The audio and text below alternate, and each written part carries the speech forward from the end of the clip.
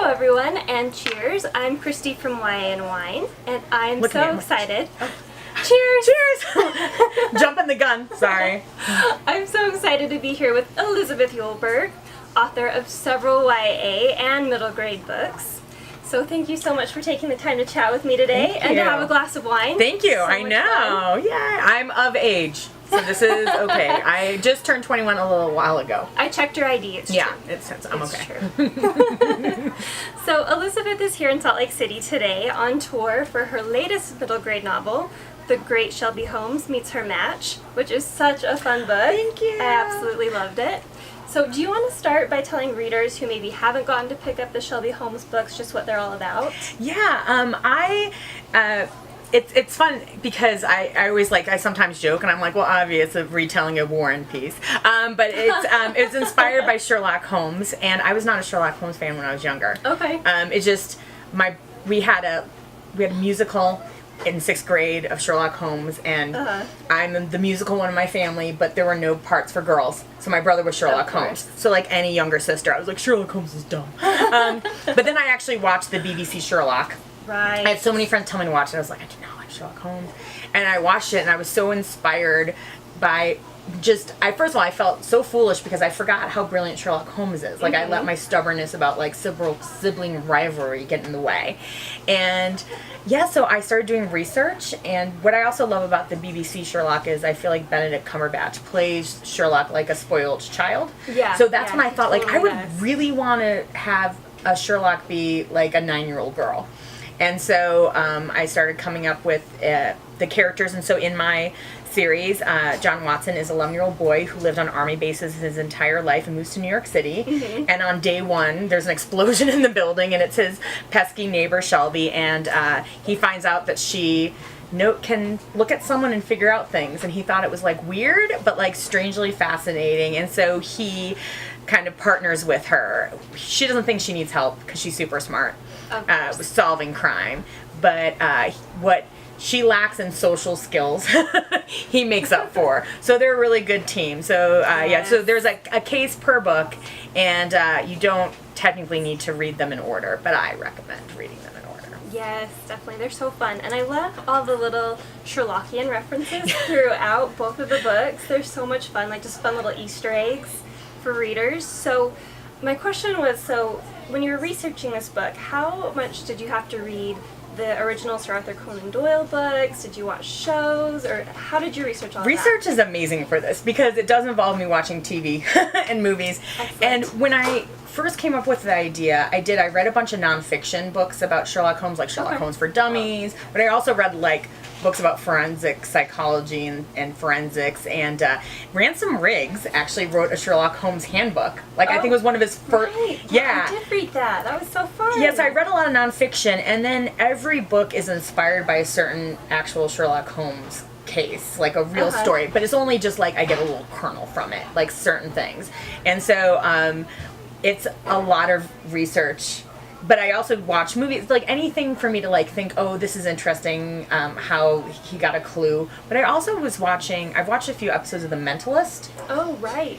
And I never watched it before because he's someone who can look at verbal cues and microfacial expressions, and so it's good for me to watch things like that. But I haven't actually watched Elementary that much.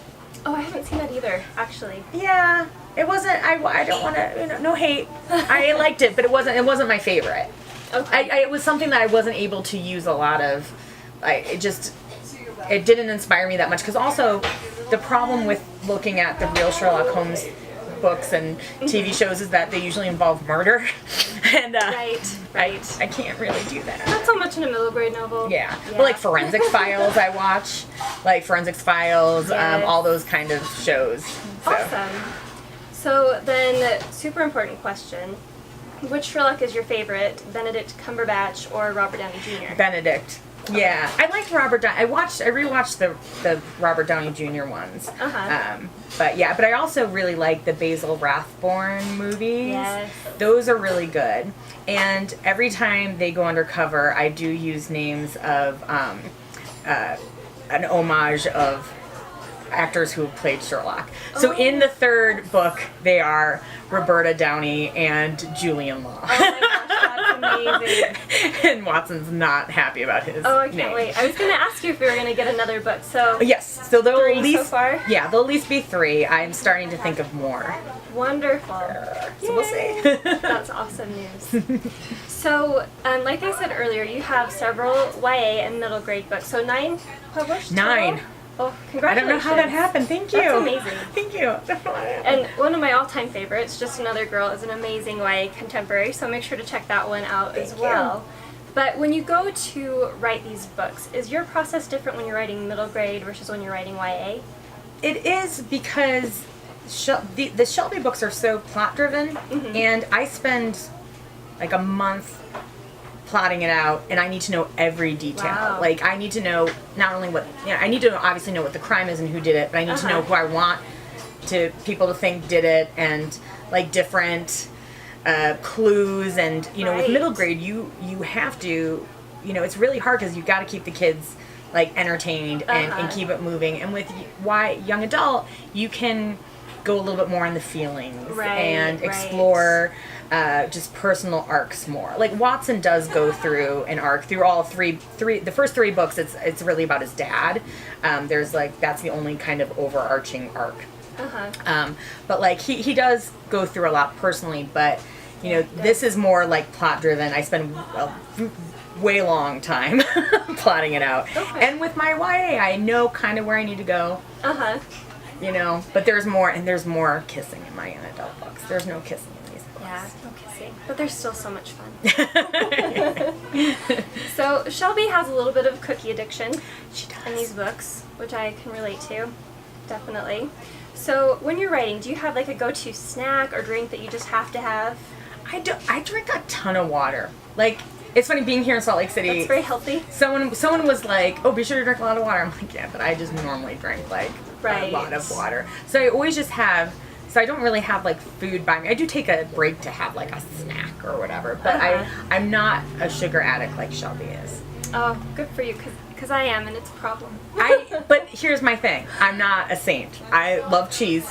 And I love like chips. Like I can't have chips in my house because if I do, I have to eat the whole bag. Right. And my thought process is, well, I just need to eat this whole bag, so then it's gone. And then it'll be gone. Yeah, exactly. And then you won't be eating them anymore. Yeah. So I'm not a hero. It makes sense in my mind. But I did have to do some very important research for these books. Is in the second book, the bakery in Harlem that they go to for cookies, Levain, that actually exists. That exists. That's a real bakery. So I'm going on vacation to New York.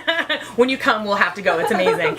And I've had friends go with me to be like, I have to do very important research. Yeah. Like but the best part was I already wrote the scene, but then I was like, well, I should go make sure it's exactly. Make sure it's accurate. Make sure these cookies are good because they're like huge. And so there is a picture in the second book of Shelby taking a bite. And when we saw the first illustration, I said, oh, you know what?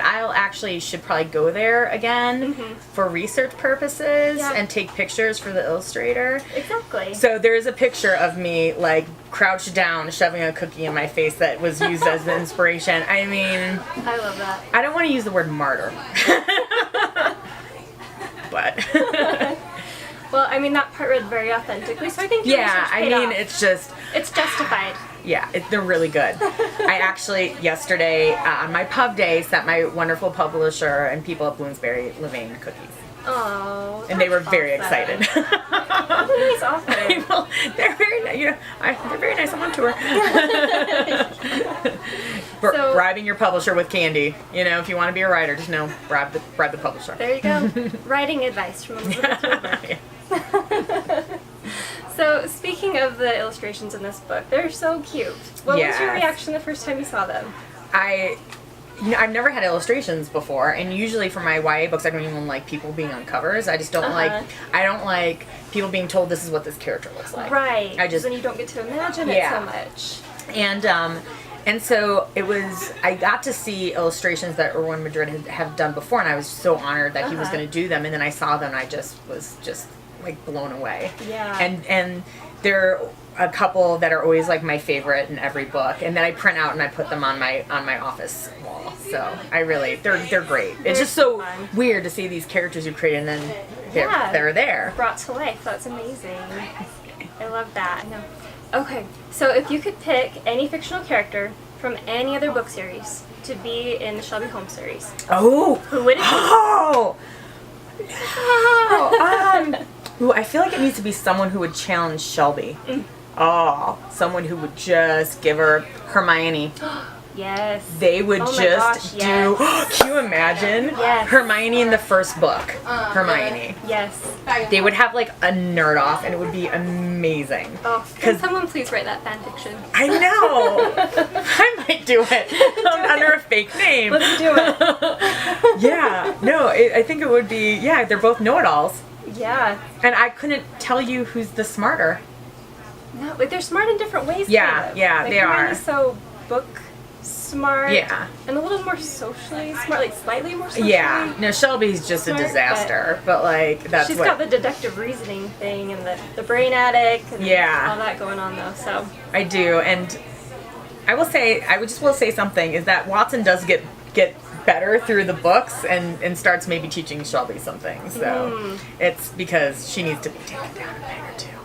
but that's what makes her so fun to read about. There are times I write lines for her and I'm just thinking, I hope no child actually reads this. I'm always like, kids, be more like a Watson. Be a Watson. Don't be a Shelby. Don't be a Shelby. And then Maybe do, because she's awesome. I know, but it's funny because when I do events, people are like, "Are you like Shelby?" Because like Shelby and I look more. I mean, that's what I looked like when I was a kid. Although I had horrible teeth and glasses, but like horrible like curly red hair. Right. And I'm like, no, I'm actually more like Watson. I wish I was as smart as Shelby. It takes me a lot of research and Googling to get her deductive reasoning stuff. I would love to be that observant, even for just a day, just to actually notice things. But Yeah, and then I'll be at a school and, talking about, like, you have to observe and not see. And then they'll go, oh, did you like our sign we made for you? I'm like, you made a sign? Like, it's right there. And it's, like, takes up a whole entire wall. And I'm like, oh, that's embarrassing.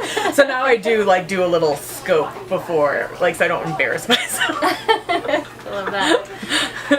So, speaking of her deductive reasoning skills, is there a non-spoilery example from these books of Shelby putting those skills to work that you can share with us that you really had fun writing?